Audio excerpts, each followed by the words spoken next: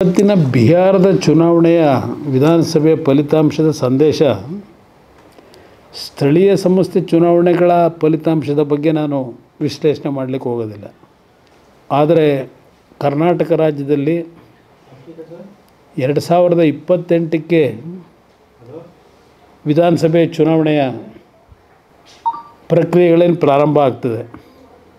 ಇವತ್ತಿನ ಬಿಹಾರದ ಚುನಾವಣಾ ಫಲಿತಾಂಶ ಕರ್ನಾಟಕದಲ್ಲಿ ಮರುಕಳಿಸುತ್ತೆ ಅಂತಕ್ಕಂಥದ್ದು ನನ್ನ ಅಭಿಪ್ರಾಯ.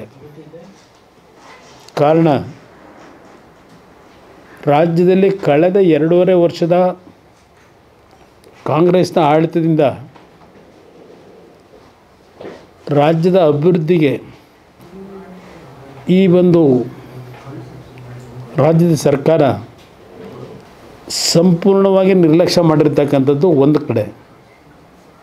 ಕಳೆದ 2.5 ವರ್ಷದಲ್ಲಿ ನಾಯಕತ್ವದ ಬದಲಾವಣೆಗೆ ಸಂಬಂಧಪಟ್ಟಾಗೇ ಪ್ರತಿದಿನ ಪ್ರತಿ ಕ್ಷಣ ಆ ಪಕ್ಷದಲ್ಲಿ ನಡೀತಾ ಇರ್ತಕ್ಕಂಥ ಬೆಳವಣಿಗೆ ಏನಿದೆ, ಜನತೆಯಲ್ಲಿ ನಿಜಕ್ಕೂ ಭ್ರಮನಿರಸದವರಾಗಿದ್ದಾರೆ.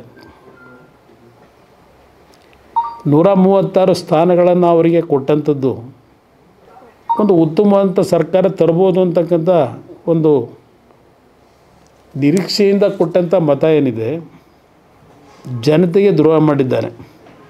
ಈ 2.5 ವರ್ಷದ ಅವರ ಆಡಳಿತ ನೋಡಿದಾಗ ಕರ್ನಾಟಕದ ಜನತೆಯೂ ಸಹ ಚುನಾವಣೆ ಎಂದು ಬರುತ್ತೆ ಅಂತಕ್ಕಂಥದ್ದನ್ನು ಕಾಯ್ತಾ ಇದ್ದಾರೆ. ನನ್ನ ಅಭಿಪ್ರಾಯದಲ್ಲಿ ಅವರು ಎಷ್ಟೇ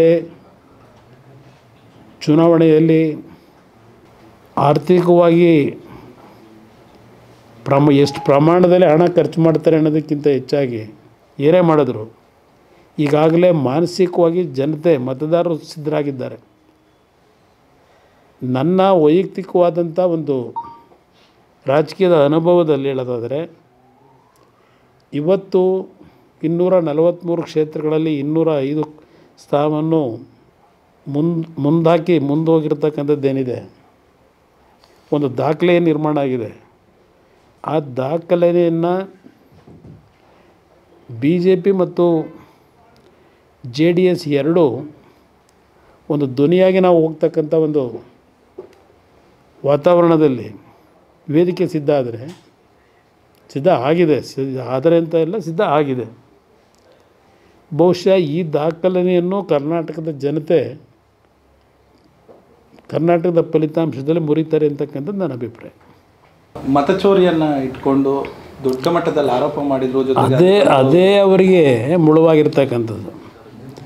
ಈ ಮತಚೋರಿ ಅಂತಕ್ಕಂಥ ಒಂದು ಭಜನೆ ಮಾಡೋದ್ರಿಂದ ಅವರೇನು ಸಮಯ ವ್ಯರ್ಥ ಮಾಡ್ಕೊಂಡು ಹೋದರು. ಹೀಗಾಗಿದ್ದರೆ ಕರ್ನಾಟಕದಲ್ಲಿ 136 ಸ್ಥಾನ ಆಗಿದ್ರಲ್ಲ, ಆಗ ಮತಚೋರಿ ಆಗಿರಲಿಲ್ವ? ಚುನಾವಣೆಯಲ್ಲಿ ಅವರ ವೈಫಲ್ಯಗಳೇನಿದೆ, ಆ ವೈಫಲ್ಯಗಳು ಏನು ಅನ್ನೋದನ್ನು ಆತ್ಮವಿಮರ್ಶೆ ಮಾಡ್ಕೊಳ್ಳೋದು ಸೂಕ್ತ. ಅವರು ಇದು ಭಾಳ ದಿವಸ ನಡೆಯೋದಿಲ್ಲ ಮತಚೋರಿಯ ವಿಷಯ. ಮೊದಲು